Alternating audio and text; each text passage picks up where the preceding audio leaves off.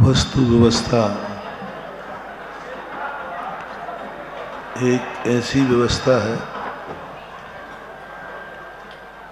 जो व्यवस्था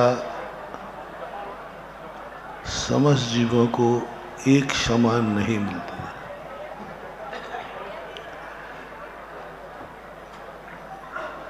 सभी जीवों को एक समान जहाँ व्यवस्थाएं होती हैं, वे व्यवस्थाएं वस्तुतः प्रशंसनीय नहीं होती हैं। जो व्यवस्थाएं मजबूरी में होती हैं, कर्म के अधीन होती हैं, वे व्यवस्थाएं कितनी भी अच्छी क्यों न हो, कितनी भी श्रेष्ठ क्यों न हो, लेकिन वो प्रशंसनीय नहीं होती। राष्ट्रपति आता है, कलेक्टर कितनी भी अच्छी व्यवस्थाएं बनाए, लेकिन व्यवस्थाएं सरकारी मानी जाती हैं। ऐसे ही इस सृष्टि में आप लोगों के जीवन में जो व्यवस्थाएं हैं, ये व्यवस्थाएं कर्म के अधीन हैं। स्वर्ग भी कर्म के अधीन है। यहाँ से अच्छी व्यवस्थाएं वहाँ हैं, लेकिन वहाँ की स्थितियाँ प्रशंसनीय नहीं है। देव ना तो कल्याण कर सकते हैं, न उनके कल्याणक हो सकते हैं। इसलिए कल्याणक मनाने के लिए देवताओं को भी स्वर्गों से नीचे उतर करके मनुष्यों के बीच में आना पड़ता है, क्योंकि वहां ना तो कल्याण है और ना कल्याणक है। सौधर्मेंद्र, कुबेर आदि, सनत कुमार, महेंद्र आदि, ब्रह्म ब्रह्मोत्तव, लांतव, कापृष्ठ, शुक्र, महाशुक्र, सतार, सहस्रार, आरण, अच्युत आदि, ये सब स्वर्गों के देवता बहुत वैभववान होते हैं, लेकिन वो सब कुछ उनके हाथ में नहीं है। उनके अतीत के किए हुआ पुरस्कार है। पुरस्कार में मिला हुआ वैभव शोभा का पात्र बन सकता है, उपयोग का नहीं। पुरस्कार में ऐसी वस्तुएं दी जाती हैं जो उपयोग में नहीं आती, वो शो पीस में आती है। पुरस्कार शील्ड आदि जब जिसको मिलता है, उसका कोई मूल्य नहीं होता, कोई जीवन में काम नहीं आता। मात्र एक रखा रहता है जिसको देखकर अहंकार आता है। पुरस्कार देख करके अहंकार आता है, मैंने ये पुरस्कार जीता है। इसी प्रकार अतीत भव के पुण्य के कारण जो वैभव मिलता है, उसमें अहंकार आता है। मैं कितना पुण्यात्मा हूं कि मैं इतने वैभव के साथ मेरा जन्म हुआ। और जो दुख कर्म के कारण आते हैं, वे दुख ज्यादा निंदनीय नहीं है। नरकों में दुख कर्म के कारण आते हैं, पूर्व में किए हुए कर्म के कारण आते हैं। उनके दुखों को दुख तो हैं, लेकिन वो दुखी आत्माएं निंदा के पात्र नहीं हैं। नारकियों को पापी नहीं कहता कोई, पाप तो उन्होंने किए हैं, और उनकी दृष्टि स्थितियां नरकों में होती हैं, और वहाँ जो मार काट करते हैं उससे ज़्यादा उनको निंदनीय नहीं कहा, क्योंकि वो तो कर्म का फल भोग रहे हैं। लेकिन सबसे बड़ा महत्वपूर्ण है मध्यलोक में, और उनमें मनुष्य। मनुष्य से ही मोक्ष क्यों होता है? मनुष्य पर्याय में आकर के ही तीर्थंकर क्यों मोक्ष जाते हैं? स्वर्गों से मोक्ष क्यों नहीं? क्यों जन्मना पड़ा आज भगवान को भी? इतने शक्ति संपन्न होकर आज इन्हें एक किसी की गोद में शरण क्यों लेना पड़े? बड़ा विचित्र दृश्य है। जैन दर्शन की यह परिभाषा बड़ी विचित्र है। इतना शक्ति संपन्न, जगत का पालनहारा, जगत का भगवान, और आज एक 9 महीने मां के गर्भ में कैद रहा। इतना बड़ा शक्ति शरीर बाना व्यक्ति आदिनाथ सर्वार्थ सिद्धि से आए थे। महावीर स्वामी 16वें स्वर्ग अरुणच्युत से, अच्युत स्वर्ग से आए थे। बहुत शक्ति थी, वज्रसम नाराज संगन था, सब कुछ था। लेकिन प्रकृति कहती है जब तक तुम अपने मान का मर्दन नहीं करोगे, जब तक तुम संसार के सबसे छोटे नहीं बनोगे, तब तक तुम संसार के सबसे बड़े नहीं बन सकते। बड़े बनने के लिए छोटे बनना, अपने अहंकार को तोड़ना, अपने जीवन को ऐसे बनाना कि जैसा लगे कि मेरा क्या है यहाँ, कुछ भी नहीं। दूसरा कारण, जब पराई वस्तु होगी तो तुम्हें अहंकार कम आएगा कि ये तो पर का दिया हो। जब आत्मा तीर्थंकर की आत्मा आई, उसको भी वही नियम अपनाना पड़ा जो सामान्य जन अपनाते हैं। उनका शरीर भी उसी मटेरियल से बना जिससे दुनिया मात पिता रज वीरज मिलकर बनी देह तेरी। सामान्य लोगों का शरीर बनना तो अलग चीज है, तीर्थंकर का भी शरीर उसी से बना। कोई देवता इनकी वीआईपी व्यवस्था नहीं कर सके। देवताओं ने कोई इनका वीआईपी कोटा नहीं रखा। प्रकृति कहती है कि हे देवताओं, मेरी प्रक्रिया में आपका कोई हस्तक्षेप नहीं है। 9 महीने तक भगवान का उच्छिष्ट सेवन किया। मां का खाया हुए भोजन से ही इनके शरीर का निर्माण हुआ। प्रकृति ने कोई पक्षपात नहीं किया। गर्भ में रहने तक कोई पक्षपात प्रकृति ने नहीं किया। जैसे सामान्य लोगों का गर्भ होता है, वैसा ही इनका 9 महीने व्यतीत हुए। किंचित मात्र भी अंतर नहीं था इनका उस प्रक्रिया में। लेकिन उस प्रक्रिया को भी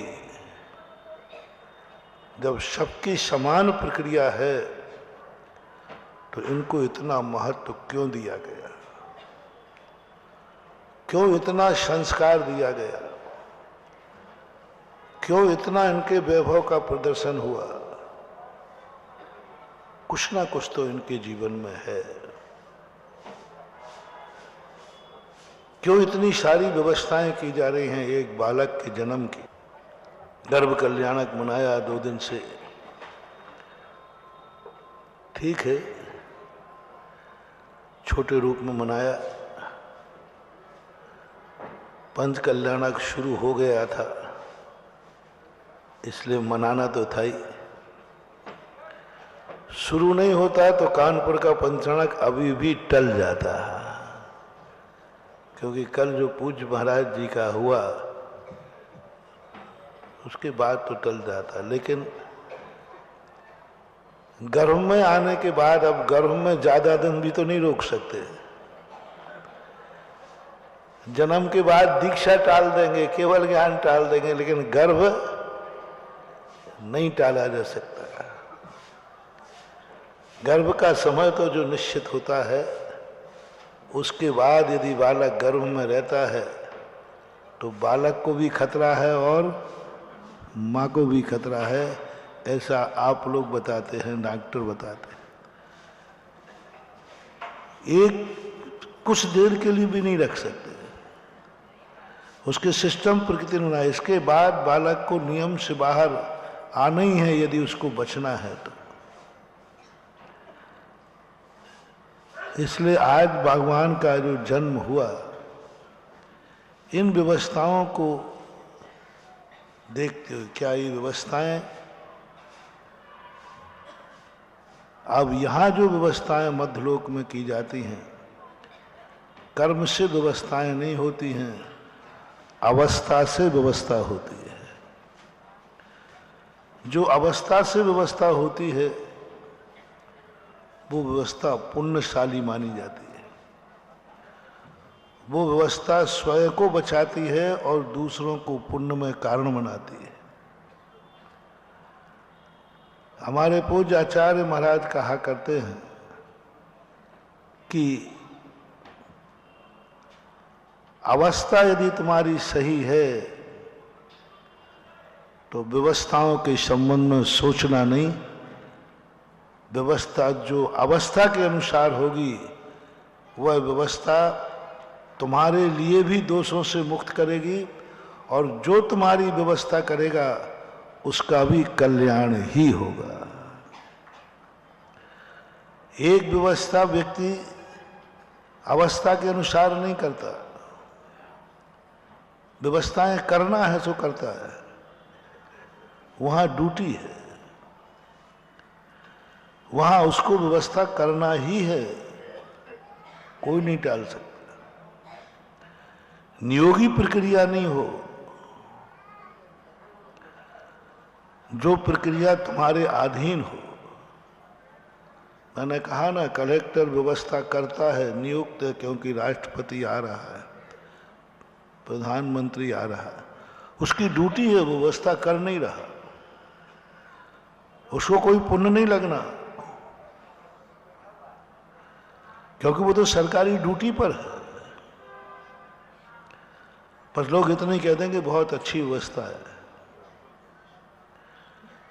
ऐसे ही सारी दुनिया की ऐसी व्यवस्था होती है। मैंने 2 दिन पहले कहा था कि साक्षात जो कल्याणक होते हैं उसमें सौधर्मिंद्र इतना पुण्यशाली नहीं होता, इतना पुण्य का अर्जन नहीं करता, क्योंकि वो तो उसका नियोग है, वो तो उसकी ड्यूटी है,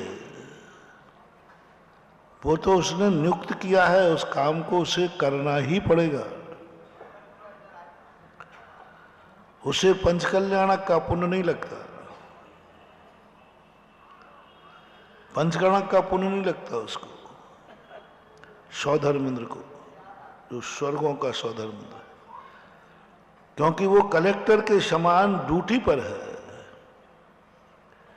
नियोगी प्रक्रिया है। देवताओं की कोई भी क्रिया, हम लोग देवताओं से आहार भी नहीं लेते, चौकों में आ जाए तो हम लोग अंतराय कर देते। क्यों? क्योंकि वो कोई भी क्रिया धर्म मान के नहीं करता, ड्यूटी मान के करता है, नियोग मान के करता है। और जो ड्यूटी करता है, जो नियोग करता है, उसे धर्म मार्ग स्वीकार नहीं करता। धर्म को ड्यूटी मान के मत करो, तुम इसलिए कार्य करते हो क्योंकि तुम मंदिर के अध्यक्ष हो। कमेटियों को कोई पुण्य नहीं लगता, क्योंकि वो पद है और पद का काम है कि यह कार्य करना है, ड्यूटी है। तुम एक बालक का पालन करते हो। एक बालक को एक दिन भी पालन करना महान पुण्य है, लेकिन माँ बाप को पुण्य नहीं लगता, क्योंकि बच्चे का पालन करना उसकी ड्यूटी है, ड्यूटी है। जो कुछ भी तुम एक दूसरे को पालन करते हो वो तुम्हारी ड्यूटी है, कानून है, नियम है। तुम्हें ये करना पड़ेगा, नहीं करोगे तो निंदा के पात्र बनोगे और कुल में हानि हो जाएगी। ड्यूटी है। जितने संसार के कार्य आपके संबंध हैं, सारे संबंध ड्यूटी पर यदि तुम कर रहे हो, कर्तव्य मान के कर रहे हो, अधिकार मान के कर रहे हो, वो क्रियाएं धर्म का रूप धारण नहीं करते। मोटिवेशन है यहाँ। कोई भी क्रिया तुम्हारी जिंदगी में कहीं ड्यूटी मान के तो नहीं हो रही है, कर्तव्य मान के तो नहीं कर रहे हो। मेरा एक कर्तव्य है, कर्तव्य से भी ऊपर उठो। कर्तव्य नौकर है, करना है, हमारा कर्तव्य, हम ड्यूटी पर हैं। बेटे का पालन करना है, हम ड्यूटी पर हैं, हमें करना पड़ेगा, क्योंकि हम इसके माँ बाप हैं। हमें परिवार के लिए कमा के लाना पड़ेगा, ड्यूटी है, कर्तव्य है, क्योंकि हम इस परिवार के मुखिया हैं। इसलिए जितने ड्यूटी पर या अधिकार मान के काम किए जाते हैं वे कार्य हैं, प्रशंसनीय हैं, निंदनीय नहीं हैं, लेकिन वो धर्म की कोटि में नहीं आते। वो धर्म का रूप धारण नहीं करते। इसलिए देवता लोग जितना कार्य करते हैं वो सब ड्यूटी करते हैं, कर्तव्य करते हैं। मेरा कर्तव्य है। आप लोग भी यदि कर्तव्य मान करके धर्म कर रहे हैं, ये मान के धर्म कर रहे हैं कि मैं जैन हूं, इसलिए हमारा कर्तव्य है कि मंदिर बनना चाहिए, क्योंकि हम जैन हैं। और जैनियों का कर्तव्य है कि मंदिर होना चाहिए, तो आपको कोई पुण्य लगने वाला नहीं है, निंदनीय नहीं है, प्रशंसनीय है, लेकिन वो धर्म नहीं है। हम जैन हैं इसलिए मंदिर जाना चाहिए, कर्तव्य है जैनी का मंदिर जाना, ये ड्यूटी है, इसमें कोई पुण्य लगने वाला नहीं है। आप जैन हैं इसलिए जा रहे हैं मंदिर, जैन हैं इसलिए रात में नहीं खाते हैं। हम जैन हैं इसलिए मंत्र करना है, भगवान की मूर्ति बैठाना है। हमको कानपुर के जैनी है ना। अब शीशामऊ में पंचकल्याणक हो रहा है, तो शीशामऊ वाले सोचे अब हमें कुछ ना कुछ तो पात्र बनना ही पड़ेगा, ये हमारा। अरे भाई तुम्हारे शीशामऊ मंदिर हो रहा, तुम कोई पात्र नहीं बने, अब बनना तो पड़ेगा। बनूंगा भैया, बनूंगा, वो तो कर्तव्य है मेरा। कर्तव्य है क्योंकि हमारे नगर का, हमारी कॉलोनी का मंदिर बन रहा है, तो हमें कुछ ना कुछ तो बनना ही पड़ेगा। कर्तव्य है, मन नहीं मानेगा, परिवार कहेगा, लोग कहेंगे भाई आपकी कॉलोनी में मंदिर हुआ और आप कुछ नहीं बने। 90% लोग ऐसे ही बनते हैं। कर्तव्य है मेरा, क्योंकि हमारी कॉलोनी का मंदिर है, हमें कर्तव्य है, बनना पड़ेगा, बन जाते हैं।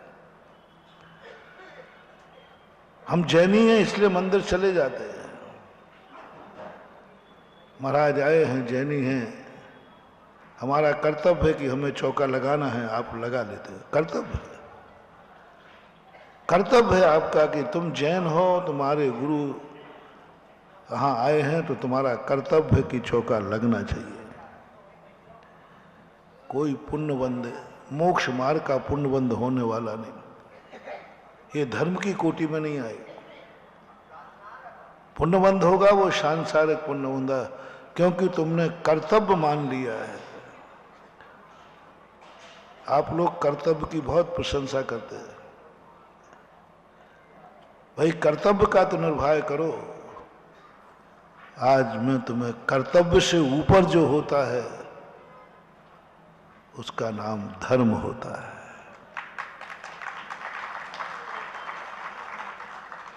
धर्म कर्तव्य नहीं, ड्यूटी नहीं। मैं जैन हूं इसलिए जिनेंद्र के पास नहीं जा रहा हूं, ये जिनेंद्र हैं इसलिए मैं इनके पास जा रहा हूं। तुम जैन हो इसलिए मंदिर जा रहे हो कि ये जिनेंद्र हैं इसलिए मंदिर जा रहे हो? अंतर समझना। सामान तो एक ही कहते, ये जैनियों का मंदिर है।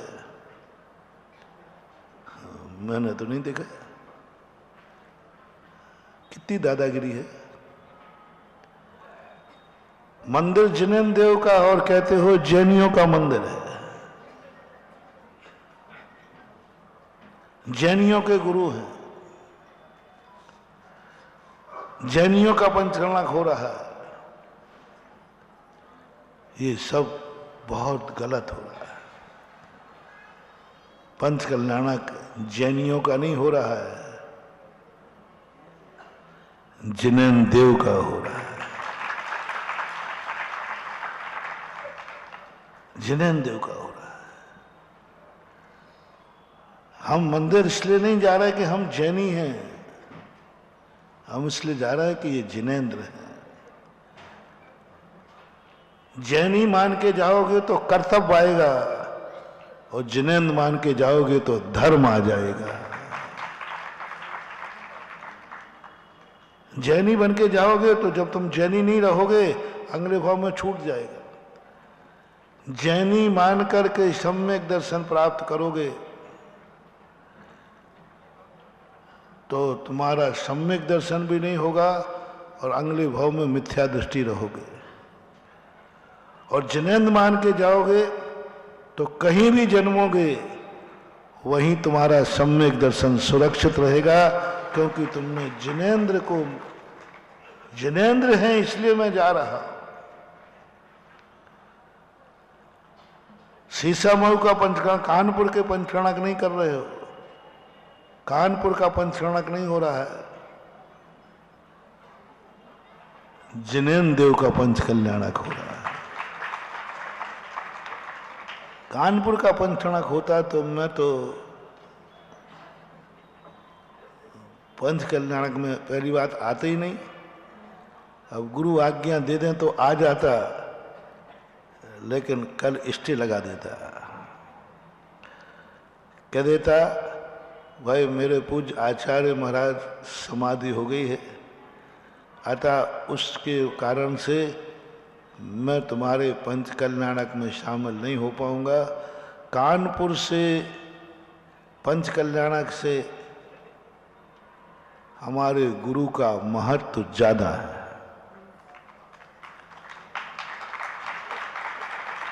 हमारे गुरु बहुत आगे के हैं।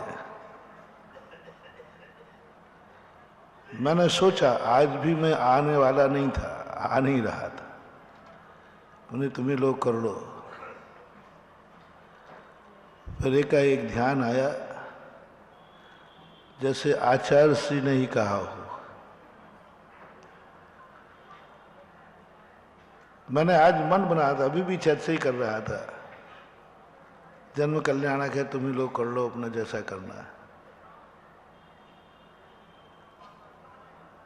जब मैं कभी भी किसी कार्य में कोई हताश होता हूं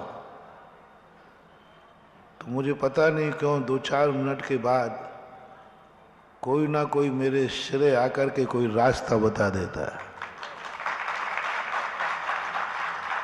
मैं कैंसल ही करने वाला था, तब एकाएक बात आई कि पंच कल्याणक कानपुर का नहीं है, ये पंच कल्याणक जिनेंद्र देव का है।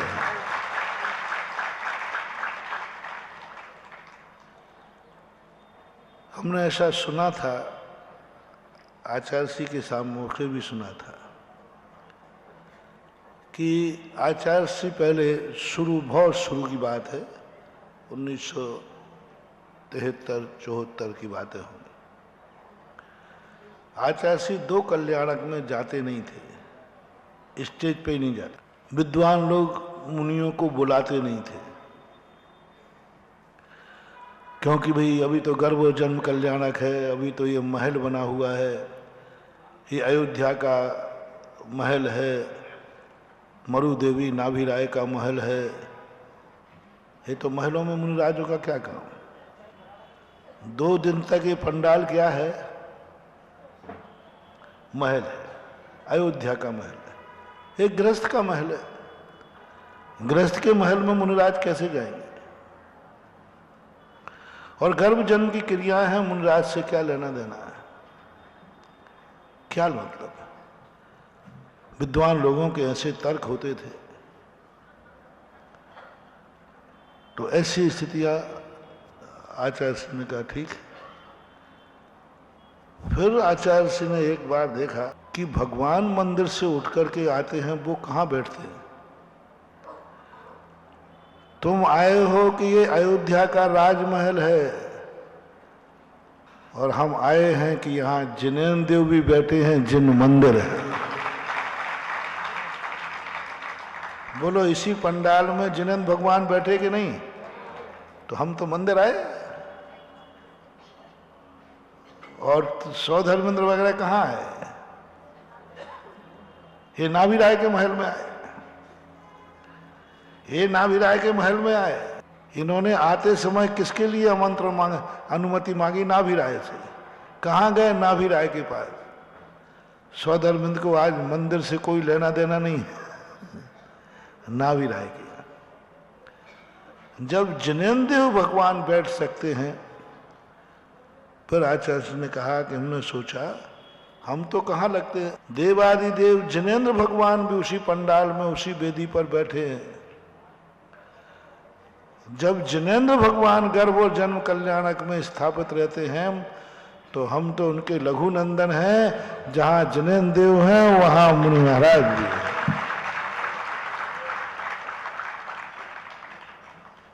तब ये बात आई। तो फिर उसके बाद आचार्य ने कहा नहीं, अपन तो जिनेंद्र देव के दर्शन करने जा रहे हैं, जिनेंद्र भगवान बैठे अपने, हो रहा होगा गर्भ कल्याणक जन्म कल्याणक, भगवान जिनेंद्र बैठे। और जिनेंद्र हैं तो जिनेंद्र तो समस्त हर समय जिनेंद्र देव तो विचारनी माननी होते। तो जब मेरे मन में भाव आया कि नहीं, ये कानपुर का पंचकल्याणक नहीं है, पंचकल्याणक तो जिनेंद्र भगवान का है। जैसे आचार्य श्री ने ही कह दिया हो, चला जा।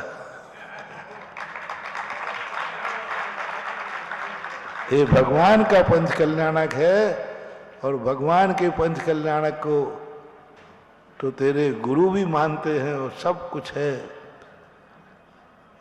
इसलिए मैंने कहा कि चलो चलते हैं। अब देख लीजिए कैसी व्यवस्था होती है। हम जैनी हैं इसलिए पंचकल्याणक मत मनाओ, ये जिनेंद्र देव हैं इसलिए हम इनके पंचकल्याणक मनाते हैं। अवस्था के अनुसार व्यवस्था हो।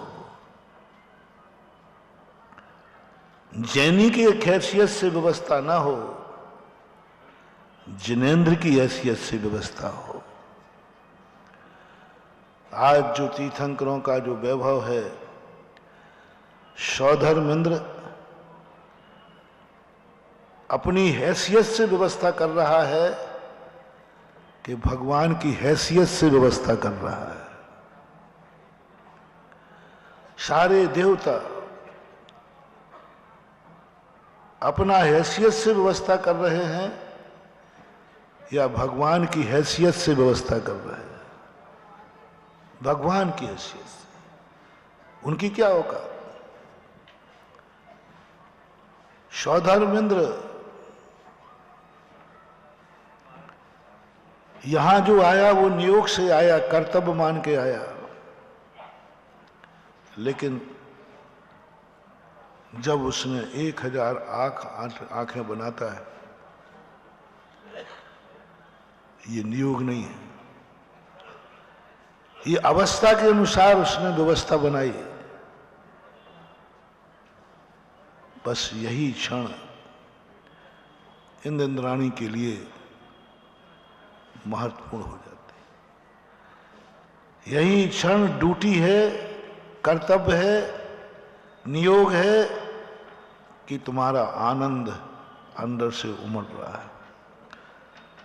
सच्ची बस इस समय यदि नियोग मान करके भगवान को लाई है कि अपना नियोग है, भगवान को प्रसूतिका में लाओ, प्रसूतिका से लाओ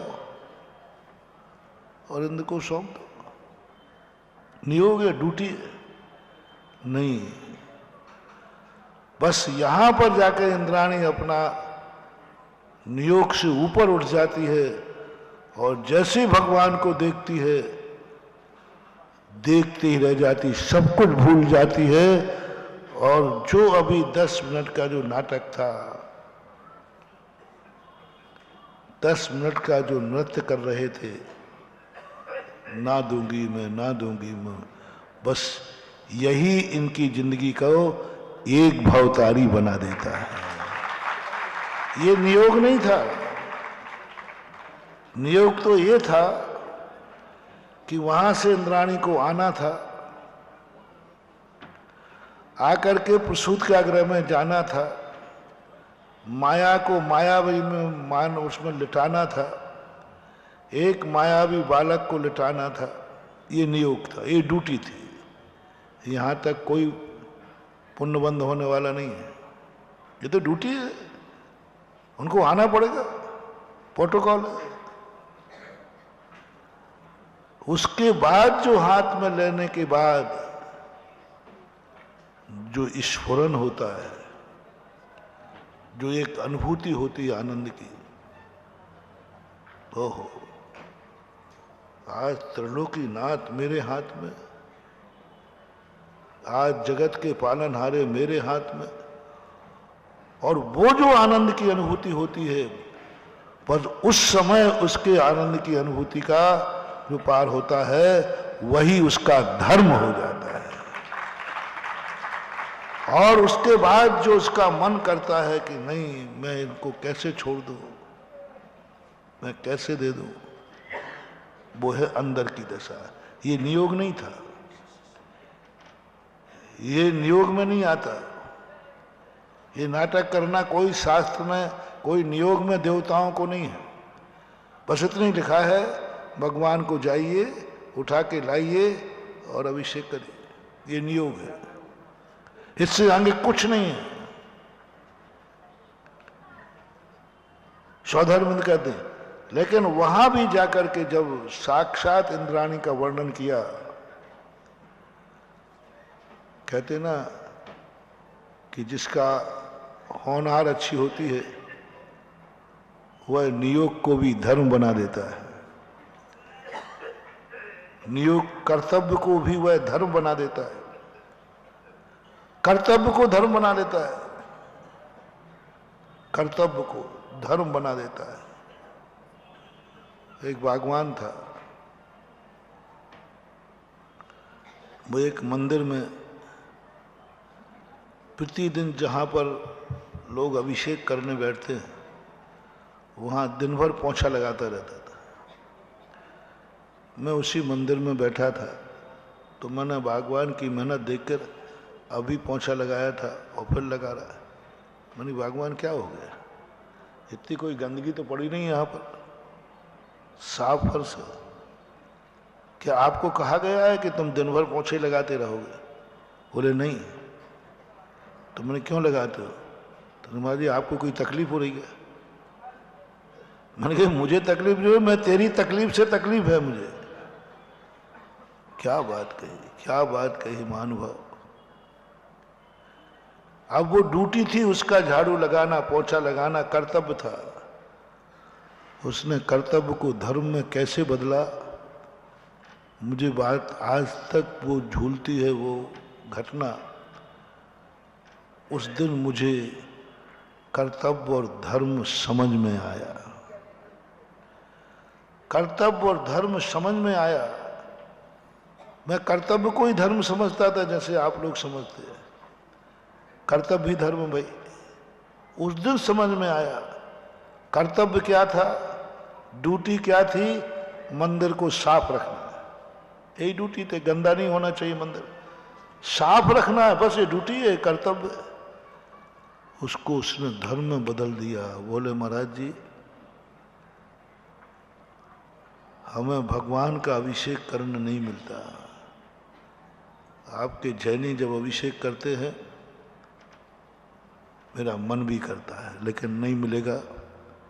हम जिद भी नहीं करेंगे क्योंकि हमारी पर्याय ऐसी है।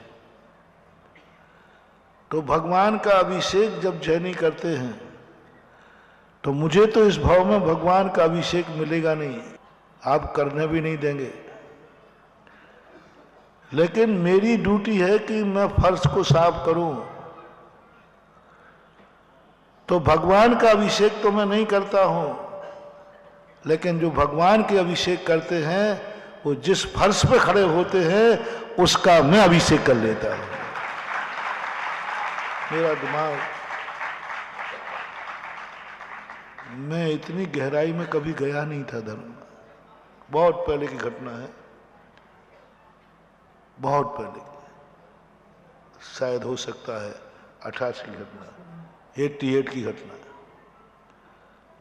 मैं देख करके मैंने कहा मुझे धर्म समझ में उसी दिन आया। पढ़ना अलग चीज है और अनुभव में आना, स्वीकार करना भी अलग चीज है। ठीक है, सर में जो लिखा सब सही है, श्रद्धा में कमी नहीं है, लेकिन श्रद्धा होना और अनुभव में आ जाना बहुत अंतर। मैंने क्या बोलता है भाई, ये गंधोदक, और वो उसको पहुंच करके गंधोदक को माथे पर लगाता, और जहां अभिषेक करने वाले खड़े होते थे उस स्थान का जल छान के प्रयोग करता था, और जो जल को फेंकता नहीं था नाली में, मिट्टी में डालता था जहां तुम गंधोदक जैसा डालते हो।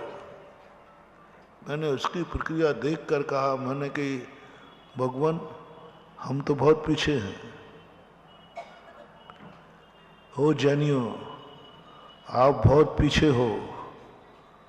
वो बहुत आगे निकल गया, उसने जैन धर्म को समझ लिया। अधिकार तो उसका था ही नहीं,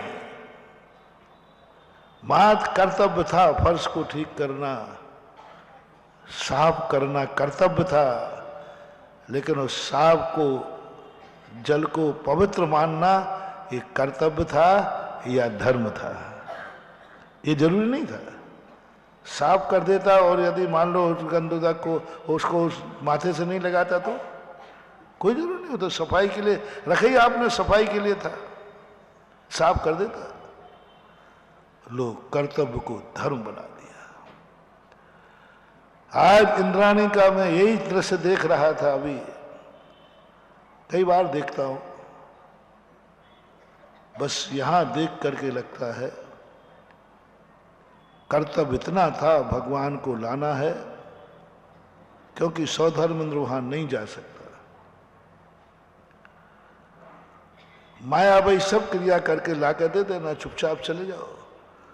लेकिन जो उसको छोड़ने का भाव नहीं आना, यह कर्तव्य को उन्होंने इस समय धर्म बना लिया। और ये घटना घटती है साक्षात इंद्राणी के जीवन में भी। वहां जो पूज्यवर जिनसेन स्वामी ने वर्णन किया कि इंद्राणी तो ड्यूटी करने आई थी, कर्तव्य करने आई थी, नियोग था, जाना है। और जैसे ही वो बालक को देखती है, सारा होश आवाज खो बैठती है, उसकी आंखें हटती नहीं, भगवान से बहुत राग हो जाता है। और ऐसी स्थिति बन जाती है जिसके मन में ऐसी परिणाम जाग जाए, ओहो, ऐसी मुद्रा मैंने आज तक देखी नहीं, ऐसा रूप नहीं देखा। और उस समय जो उसको आनंद की अनुभूति होती है, बस यह है धर्म। ये 15 मिनट का जो अभी नाटक चल रहा था, यह धर्म था, बाकी ड्यूटी थी। बाकी क्या थी? ड्यूटी थी, धर्म था।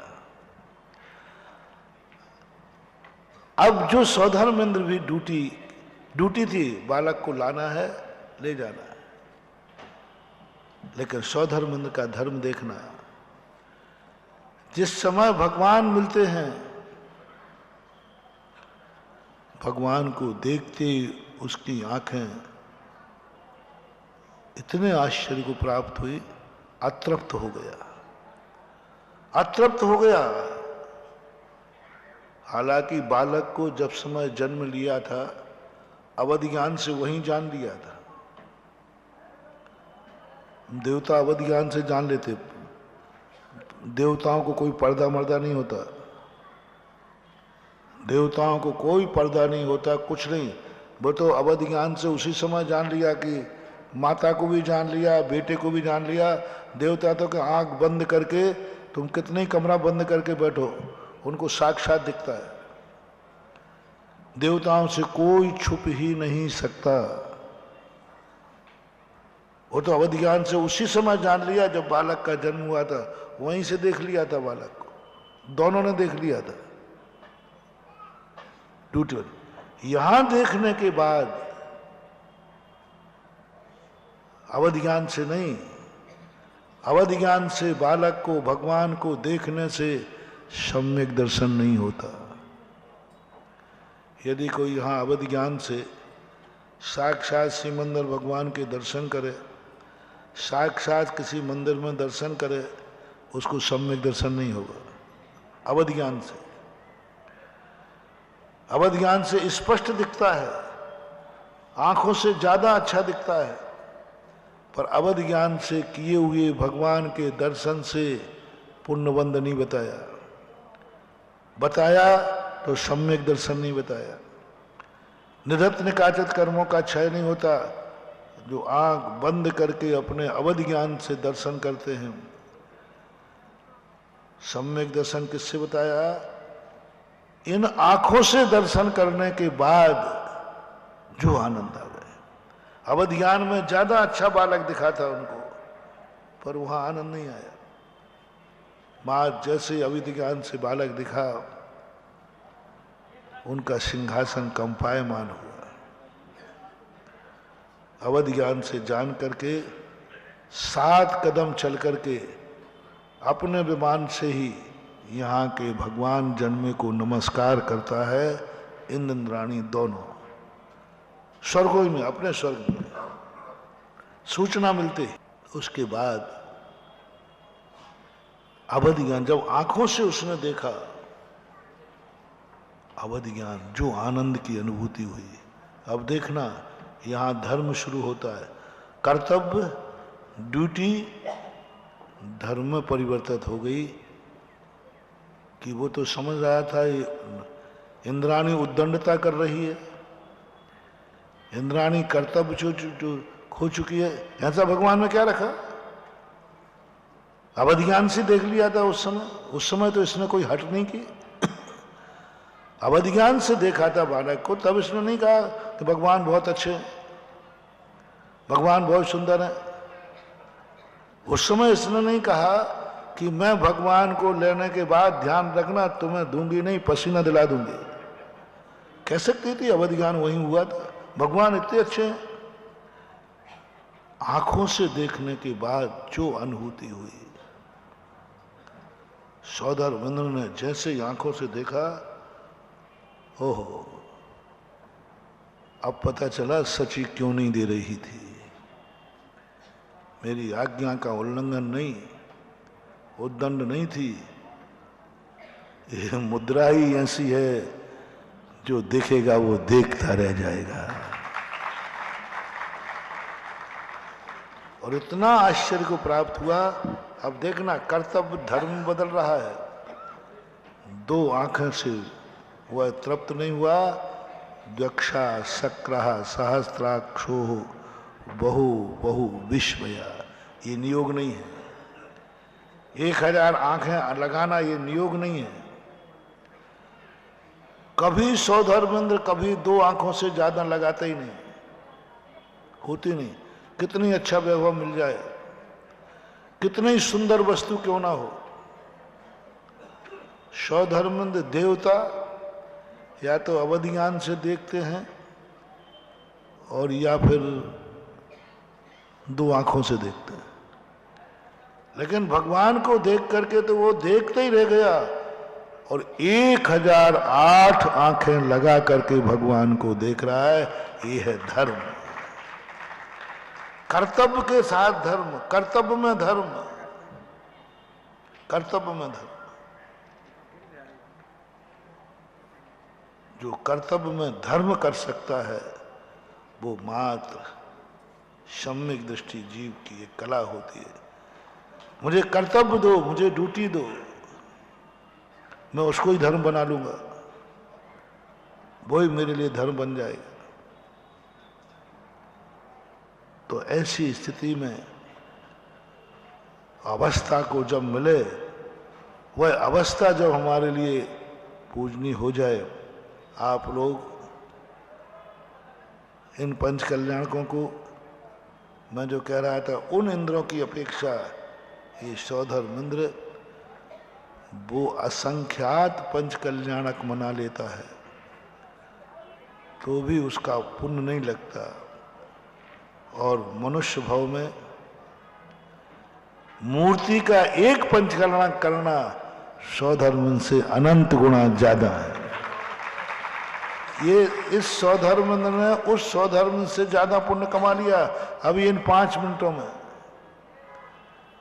बहुत अनंत गुणा ज्यादा कमा लिया 5 मिनट के अंदर। और वो इतना भंडार है कि सौधर्मेंद्र भी तरसता है। असंख्यात साक्षात पंचकल्याणक के बाद भी उसका भाव आता है, एक बार कभी मूर्ति का पंचकल्याणक करने मिले तो जीवन धन्य हो जाए। देवता ये पंचकल्याणक नहीं कर सकते, देवता मूर्तियों का पंचकल्याणक नहीं कर सकते। कभी भी कोई देव ने मूर्ति का पंचकल्याणक नहीं किया, कर ही नहीं सकते। देवता कभी मंदिर बना नहीं सकते, मूर्ति बैठा नहीं सकते, पंचकल्याणक कर नहीं सकते। ये मनुष्य लोक में हुआ है। इसलिए आप लोग अपने जीवन को ड्यूटी मान के ही कार्य न करें, कर्तव्य मान के करें। कर्तव्य मान के ही कार्य न करें, धर्म मान के कार्य करें। मान लो कभी कर्तव्य मिले भी तो कर्तव्य को धर्म में बदल दो, नियोग को धर्म में बदल दो। जैनी बन के मंदिर आओ और जिनेंद्र का दर्शन करके मंदिर से जाओ। मान लो जैनी बन के भी आते हो तो आने के बाद आते समय तो जैनी बन के आओ और मंदिर में आते ही कोई क्या करने गए थे, जिनेंद्र देव का दर्शन करके लौटो। पंच कल्याणक भगवान का मना करके लौटो। शीशा मुंह का पंच कल्याणक नहीं, किसका? और कौन सा पंच कल्याणक? नियोगी पंच कल्याणक नहीं। ये पंच कल्याणक भगवान के पुण्य से नहीं हो रहा है। भगवान का तो पंच कल्याणक हो रहा है, लेकिन इस पंच कल्याणक में भगवान का कोई पुण्य काम नहीं कर रहा है। ये पंच कल्याणक किसके पुण्य से हो रहा है?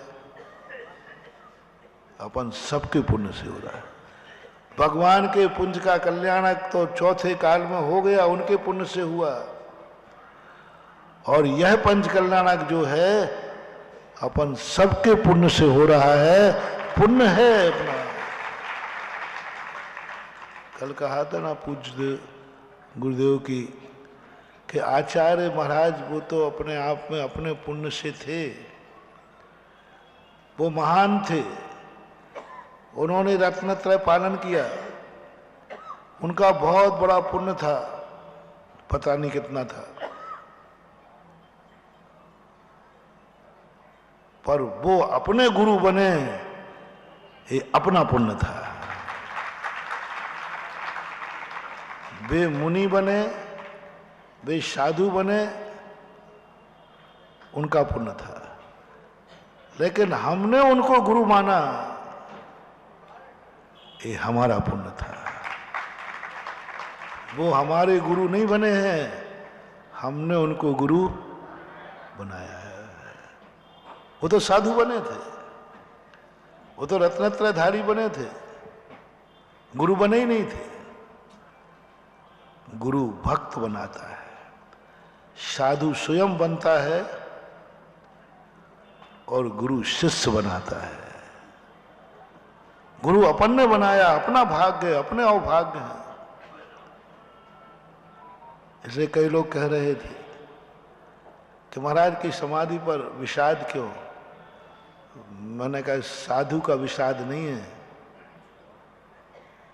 क्योंकि गुरु तो मैंने बनाया था ना, तो मेरे पुण्य की कमी आई है, उस पुण्य की कमी का एहसास हो रहा है। बाकी आचार्य जी का तो आनंद ही आनंद है। आचार्य जी का जो भाव, जो परिणाम हमें सुनाए गए, साक्षात जो मैंने कल भी कहा था, विनोद ब्रह्मचारी छतरपुर वाले ने सुनाया कि आचार्य तो 20 दिन पहले से 26 जनवरी को उनकी चर्चा हुई। उस समय से वो आनंद में विभोर थे, वो तो सब कुछ छोड़ चुके थे। उनको तो कुछ शरीर से मतलब नहीं, संग से मतलब नहीं, अपने पद से मतलब, पद का भी उसी समय त्याग कर चुके थे। वो तो सारी व्यवस्थाएं कर चुके थे। तो लोग कह रहे हैं कि वो 2 दिन पहले, 3 दिन पहले उनकी संलेखना हुई, 3 दिन से संलेखना चल रही है। मैंने सोचा कि भाई हो सकता है, क्योंकि मैं तो वहां था नहीं। 3 दिन से संलेखना चल रही, लेकिन जब खोजने पर पता चला कि ये संलेखना 3 दिन की नहीं है, ये संलेखना 20-25 दिन से चल रही है।